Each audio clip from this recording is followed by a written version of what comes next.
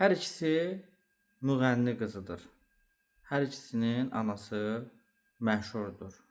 Biri var Məlikə Əsədovanın qızı Gülər. Mən də anamı qürurlandırmaq istəyirəm. Ona görə onun tövsiyələrinə həmişə qulaq asıram. Uşaqlıqdan bəri var idi. Amma bu son vaxtlar artıq deyir ki, yəni onsuz da sən işləməyə başladığında Instagram səhifən, sosial şəbəkələrin olmalıdır. Ona görə vaxtı gələndə aça bilərsən. Amma hal-hazırda mən özüm istəmirəm. Sözün açığı işə başlayanda artıq işimə uyğun qoşmaq istəyirəm o sosial şəbəkələri. Yəni Mən ümumiyyətcə etiraz TikTok ömür boyu ola bilməz.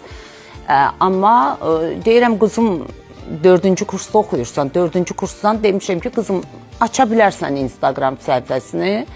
Heç nəyi yoxdur ümumiyyətcə.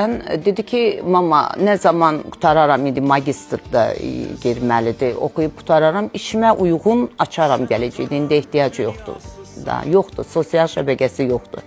Heç məktəb illərində pandemiya devrinə qədər Gülərin telefonu yalnız 6-cı vxadno günlər verilərdi, iPad verilərdi. O da dərslərini yaxşı oxusaydı mükafat olaraqdan.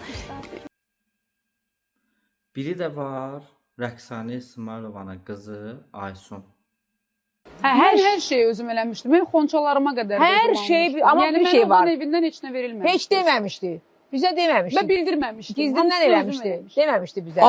Mən kosmetika xonçaları da, paltar xonçalarını da hamısını öz pulumla almışdım. Qızılları da öz pulundan almışdı. Hə, boşanandan sonra biz Orada nişan üzüklərini özüm almışdım.